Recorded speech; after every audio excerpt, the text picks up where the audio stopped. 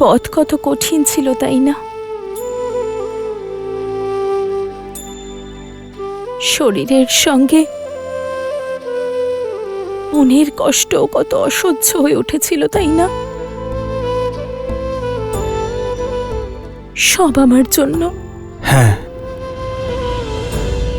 এই সব কিছু তোমার জন্যই হয়েছে। নিজের দেশ থেকে নিষ্কাশিত একজন কুমার, একজন বনবাসী মর্যাদা পুরুষোত্তম হল তোমার জন্য। তোমার জন্য বালির মতো পাপীর সংহার হল। তোমার জন্য সমুদ্রের সেতু বন্ধনের মতো অসাধ্য সাধন হল।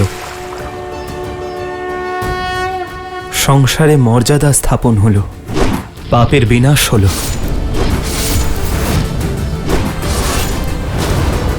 এই সব তোমার জন্যই তো হলো সীতা। তোমার মনে হলো তুমি যাত্রার লক্ষ্য, কিন্তু আমার দৃষ্টিতে তুমি এই যাত্রার ভিত্তি ছিলে সীতা। সংসার দেখলেই যুদ্ধ রাম জয় করেছে, কিন্তু রাম জানে যে এই যুদ্ধ সীতা লড়েছে। এ রামের থেকে অধিক সীতার জয় সীতা। সেজন্য সংসার এবং রামের পক্ষ থেকে তোমাকে অনেক অনেক ধন্যবাদ। আমার এইরূপ প্রশংসা করে আপনি সেই দুঃখ, সেই কঠিন পথের যাত্রা আমার মন থেকে ভোলাতে পারবেন না আর্য। আমার একটা ইচ্ছে আছে, লঙ্কা পর্যন্ত আপনার পৌঁছানোর যাত্রা যদি আমার দেখার সৌভাগ্য হতো, তাহলে ধন্য হতাম। সংসারের সবচেয়ে সুন্দর তীর্থ করতে পারতাম। যদি কখনো সুযোগ পান, তাহলে আপনার জীবন সঙ্গিনীকে, আপনার জীবনের সঙ্গে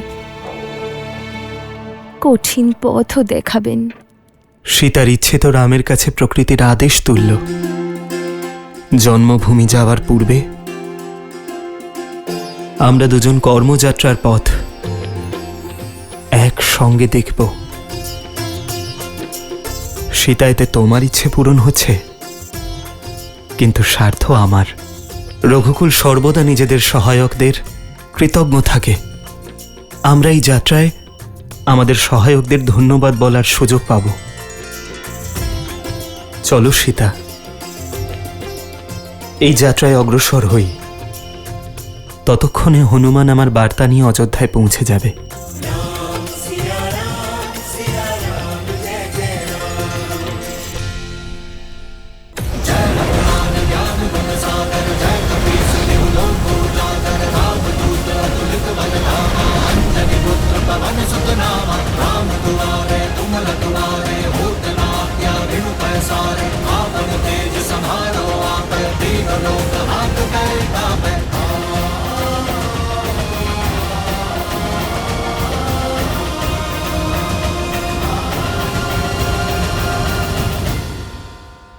জয় শ্রীরাম।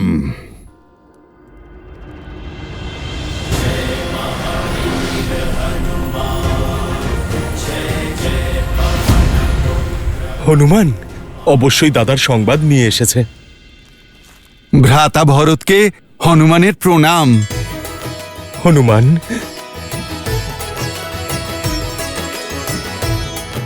দাদা রাম কেমন আছেন? মাতা সীতা আর লক্ষণ কেমন আছে? ভালো আছে তো? ওর ক্ষত সেরে গেছে? ওনার ক্ষত সেরে গেছে, আর ধরিত্রীও ক্ষতমুক্ত হয়েছেন। ভ্রাতা ভরত, এবার অযোধ্যার ক্ষত শীঘ্রই নির্মূল হবে। প্রভু শ্রীরামের বিজয়ের সাথে সাথে লঙ্কায় অধর্মের সূর্য অস্তমিত হয়েছে। প্রভু শ্রীরাম, মাতা সীতা আর ভ্রাতা লক্ষণ শীঘ্রই নিজেদের আগমনে এই ধরিত্রীকে পবিত্র করবেন। আমার দাদা রাম, উনি আসছেন, সত্যি উনি আসছেন। হ্যাঁ ভ্রাতা, অযোধ্যার প্রাণ ফিরে আসছেন।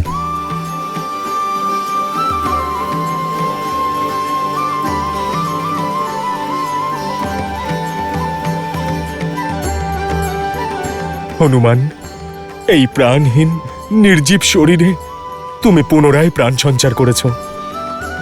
জানি না তোমায় কিভাবে ধন্যবাদ জানাবো।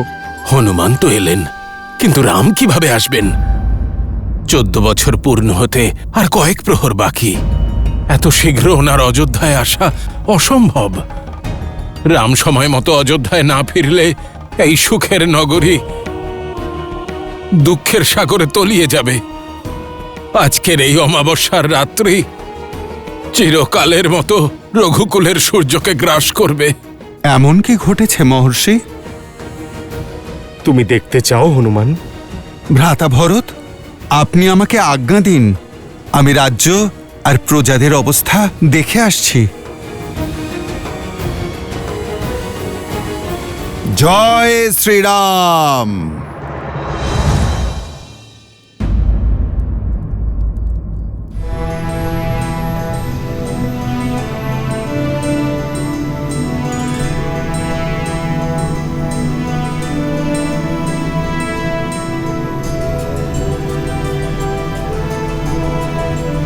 ওই দেখো সীতা,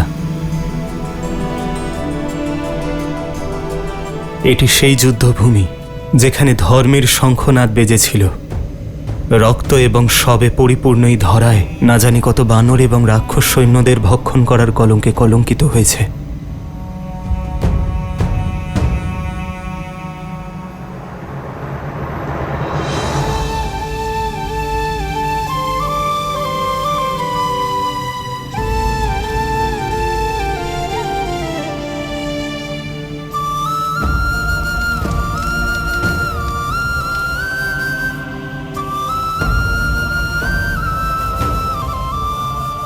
শান্তির পূর্বে ঝঞ্ঝা আসেই আর্য। আজ যেই স্থান যুদ্ধের পরিণাম ভুগেছে, কাল সেই স্থানেই শান্তির ফসল জন্মাবে। সীতা, এখানে অসুরদের মহারাজ দশানন রাবণের বিনাশ হয়েছিল, যিনি স্বয়ং ব্রহ্মাদেবের থেকে অজেয় হওয়ার বরদান পেয়েছিলেন। কিন্তু ধর্মের প্রহার আর কর্মফল দ্বারা প্রাপ্ত বরদান ওনাকে রক্ষা করতে পারেনি।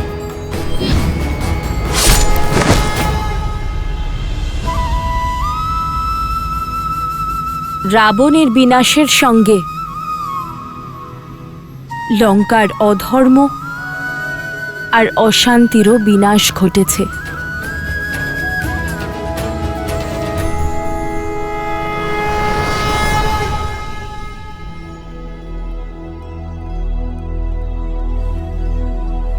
বাবা, এই খাবারটা খেয়ে নাও। বাবা উপবাসে আছেন। হ্যাঁ মা, শ্রীরামকে দর্শন করার পরেই আমি উপবাস ভাঙব। যতক্ষণ না প্রভু শ্রীরামের দর্শন পাচ্ছি আমি খেতে পারবো না সোনা।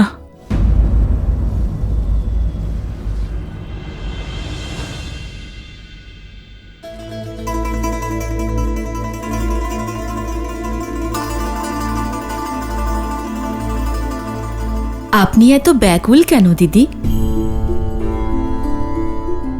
তুমি কি নও সুমিত্রা? তুমিও তো তোমার সন্তানকে এখনো দেখোনি। 14 বছর ধরে অপেক্ষা করছি, শেষ মুহূর্তে অপেক্ষা করতে পারছি না যে। এতদিন যখন সন্ধ্যায় সূর্যাস্ত হতো তখন মনে আশার আলো জাগত, আমাদের পুত্রদের বনবাসে আরো একটা দিন কমল। আর আজ অন্তিম রাত্রি। সূর্যাস্তের সঙ্গে বনবাসের অন্তিম মুহূর্তও শেষ হবে। কিন্তু একজন মা যে ব্যাকুল হয়ে উঠছে, সন্তানের চিন্তা তার মনকে ব্যাকুল করে তুলছে। কিন্তু দিদি, আপনি এটা কেন ভুলে যান যে আপনার পুত্র রাম, যার দেওয়া কথা কখনো মিথ্যে হতে পারে না। রঘুবংশের তেজ, সূর্য বংশের স্বরূপ আমাদের রাম। সে কখনো ধর্মচ্যুত হতে পারে না, আর মাকে দেওয়া ওর প্রতিশ্রুতি তো মহাদেবও ভঙ্গ করতে পারবেন না। জানি আমি কি করব সুমিত্রা। আমি যে মা, বিশ্বাস যতটা সুদৃঢ়, মন ততটাই ভঙ্গুর। তাহলে জুড়ুন সেই ভঙ্গুর মনকে আর উঠে দাঁড়ান। প্রতীক্ষা ভুলে গিয়ে স্বাগত জানানোর জন্য প্রস্তুত হন দিদি।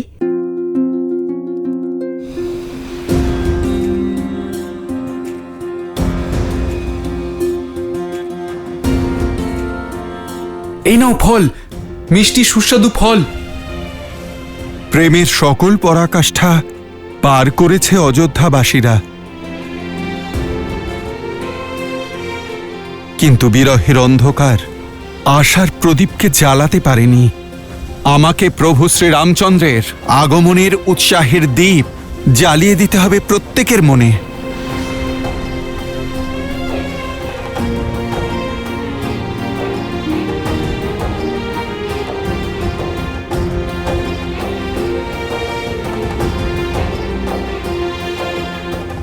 যখন প্রজারাই এত উদাস, তখন আমার প্রভুর পরিবারের সবাই কতই না ব্যাকুল। মাতারা না জানি কত কষ্টে আছেন।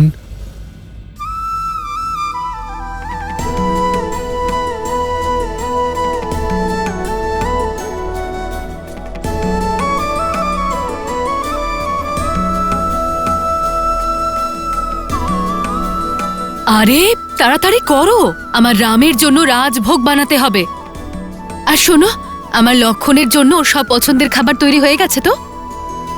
আমার সীতার জন্য ওরই মতো সুন্দর চন্দ্রকলাও তো বানাতে হবে। এসেই যদি খিদে পেয়ে যায় তখন কি করব আমি? তাড়াতাড়ি করো। আর হ্যাঁ, পায়েসে কেশর দিতে ভুলো না।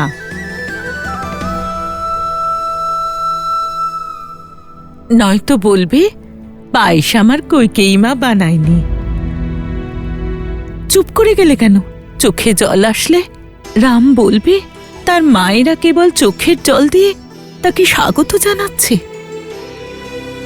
আর মনে আছে তো, গুরুকুল থেকে ফিরুক বা বিবাহ করে, ফিরেই শুধু কইকেয়ী দিদির হাতের তৈরি ভোজনই চাই ওদের। সেদিনগুলো অতীত সুমিত্রা, আজ সব বদলে গেছে।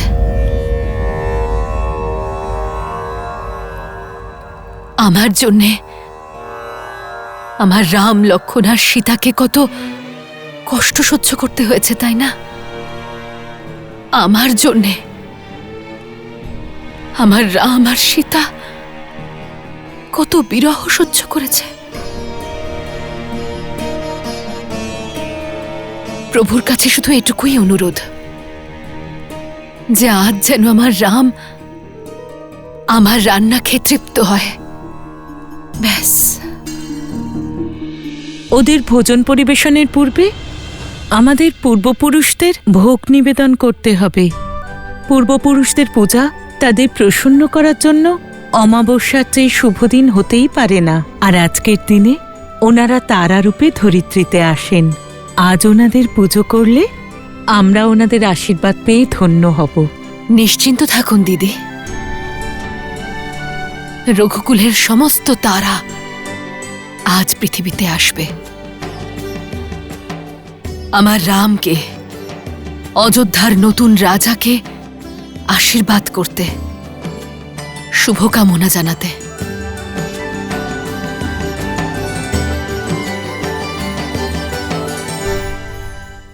আজ আমি এদের সকলের থেকে বিদায় নিয়ে আমার আধার, আমার স্ত্রী, আমার সীতাকে নিয়ে আমার মাতৃভূমি অযোধ্যায় ফিরে যাচ্ছি।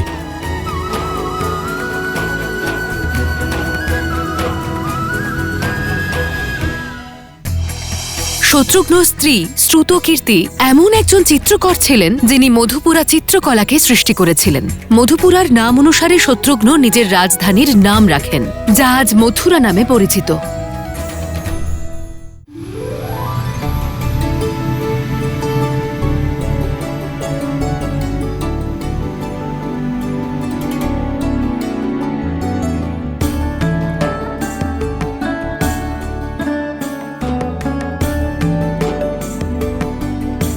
উর্মিলা, তোমার নিদ্রা আর বিরহ দূর হওয়ার সময় এখন এসে গেছে।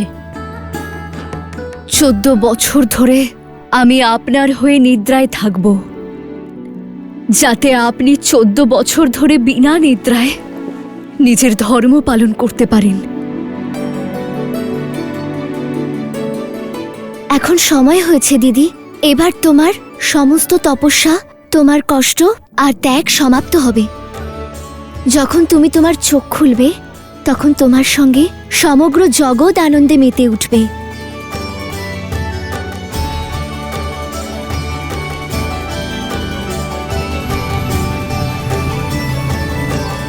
ওই দেখো সীতা, মহাসাগরের হৃদয় ভেদ করে লঙ্কায় পৌঁছে যাওয়া সেতু।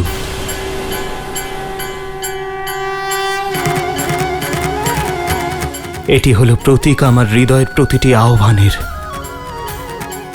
যা তোমার উদ্দেশ্যে ছিল। এমনিতে তো এটি নল নীল, হনুমান এবং আমার বানর বীরেরা বানিয়েছিল, কিন্তু এটি তৈরি করতে যে তেজ এবং শক্তির প্রয়োজন ছিল তা তোমার থেকে পেয়েছি সীতা। আমার বানর বীরেরা দিনরাত এক করে শ্রদ্ধা ভরেই সেতু নির্মাণ করেছিল। এখানে উপস্থিত প্রতিটি পাষাণ, প্রতিটি শ্বেত বিন্দু নিজের মধ্যে আশার কিরণ এবং বিজয়ের আশা নিয়েছিল। এই সেতু পরিশ্রম, পরীক্ষা এবং আমাদের ঐক্যের প্রতীক।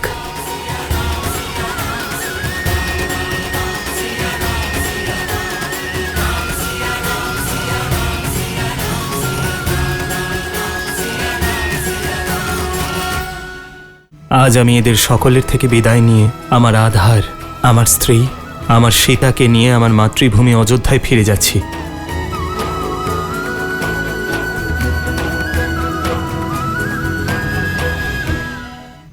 जन्म जन्म का है ये संगम, राम रतन सीता वैभव धन।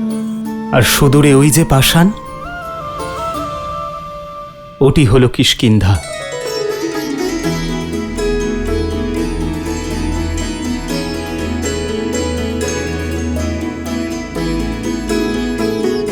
এখানেই আমার মিত্র বানররাজ সুগ্রীব আর বালির মধ্যে যুদ্ধ হয়েছিল সীতা। লক্ষ্য প্রাপ্তির পথ সিদ্ধ হয়েছিল। একজন নারীকে অসম্মানকারীর প্রতি প্রতিহার। এখান থেকেই শুরু হয়েছিল সীতা।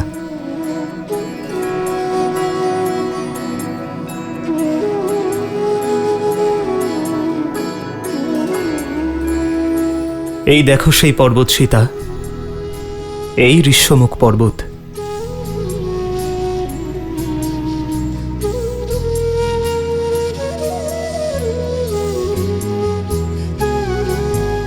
এখানেই হনুমান, সুগ্রীব আর বানর বীরদের সঙ্গে আমার প্রেম এবং ভক্তির বন্ধন জুড়েছিল। এই পবিত্র ভূমিতেই বিজয় পদযাত্রা শুরু হয়েছিল।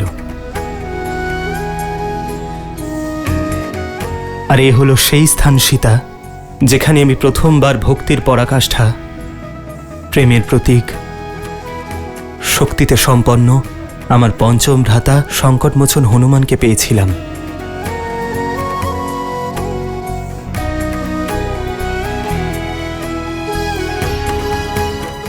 এই সকল স্থান আমাদের পরীক্ষা আর আমাদের প্রতীক্ষার প্রতিবিম্ব সীতা। আমাদের প্রতিটি পদক্ষেপ, প্রতিটি নিরাশা, প্রতিটি সংগ্রামের চিহ্ন আছে এখানে। আর আজ আমি এদের সকলের থেকে বিদায় নিয়ে আমার আধার, আমার স্ত্রী, আমার সীতার সঙ্গে মাতৃভূমি অযোধ্যায় ফিরে যাচ্ছি।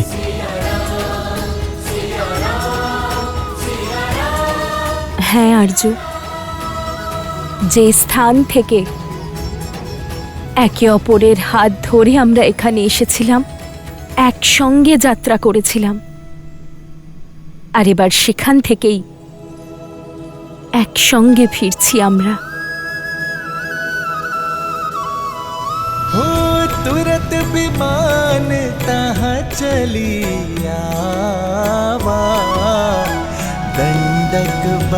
जहाँ परम सुहावा। कुंभ जाति मुनि नायक नाना, गए रामों सबके स्थाना। सकल ऋषिन सन पाई असीसा, चित्रकूट आए जगदीसा। तह करि मुनि नह केर संतोषा, चला विमानु तहते चोखा।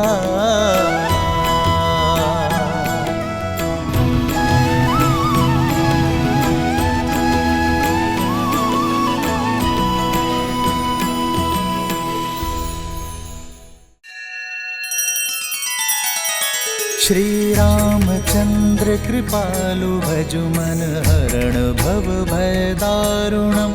नव कंज लोचन कंज मुख कर कंज पद कंजारुणम।